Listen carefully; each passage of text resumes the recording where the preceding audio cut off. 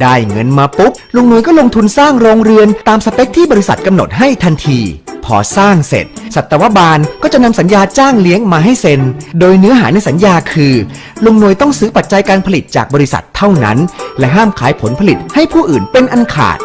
เมื่อเซ็นเรียบร้อยลุงหน่วยก็รับลูกไก่อาหารและยาไปเลยฟรีซึ่งจริงๆเดี๋ยวบริษัทจะค่อยหักค่าใช้จ่ายทั้งหมดตอนมารับซื้อไก่อีกทีซึ่งนี่แหละคือหนี้ก้อนที่2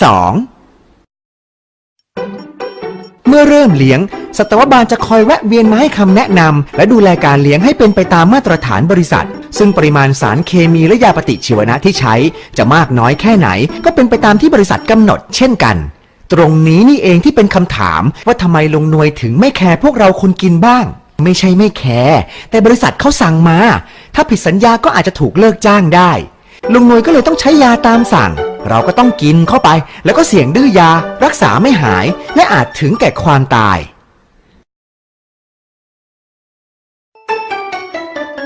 พอครบกำหนดการเลี้ยงบริษัทก็จะมารับไก่ที่กำลังอ้วนเต็มที่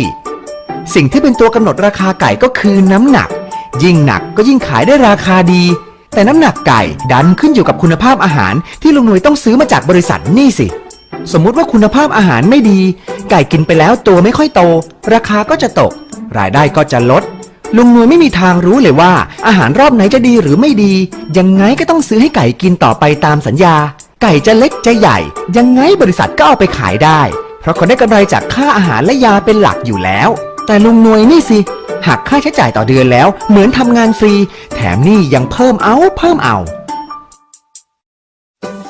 วันดีคืนดีบริษัทก็มาบอกว่าโรงเรือนลุงหน่วยไม่ได้มาตรฐานอยากให้เปลี่ยนอุปกรณ์การเลี้ยงสมัยแต่ลุงหน่วยไม่ยอมเพราะเห็นว่าของเดิมยังดีอยู่เลยแถมไม่มีเงินเปลี่ยนแล้วด้วยบริษัทเลยขู่ว่าจะยกเลิกสัญญา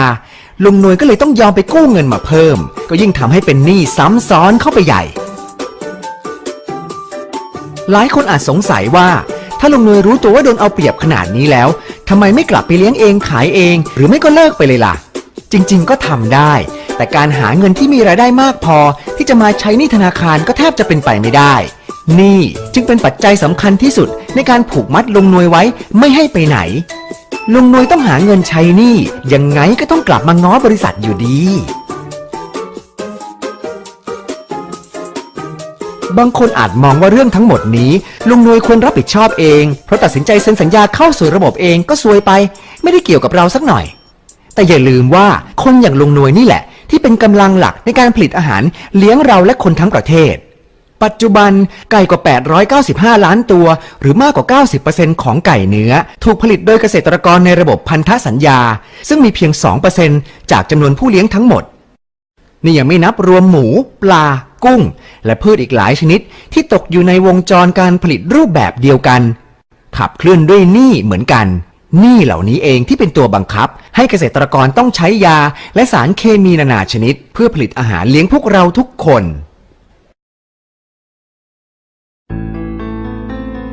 ที่ผ่านมา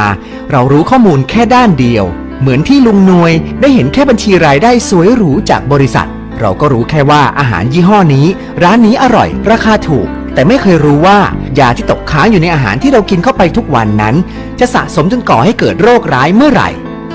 ปัญหาคือเราไม่เคยรู้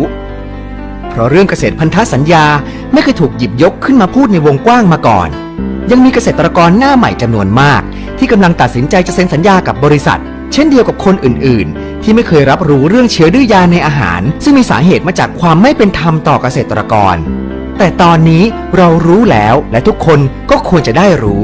ผ่านสื่อที่เรียบง่ายและทรงพลังที่สุดนั่นก็คือตัวเราเองเราจะช่วยกันพูดช่วยกันบอกต่อด้วยการแชร์คลิปนี้ออกไปให้เพื่อนเราได้ดูเดินไปเล่าให้แม่เราฟังหรือชวนมานั่งดูด้วยกันทั้งครอบครัวเราจะทำให้พวกเขาที่กำลังผูกขาดอาหารของเราอยู่ได้รู้ว่าเราไม่ได้สนใจแค่ทางเลือกด้านรสชาติเพียงอย่างเดียวอีกต่อไปแต่มันต้องดีต่อสุขภาพของเราและไม่เอาเปรียบเกษตรกรด้วยเพราะนี่เป็นเรื่องของทุกคน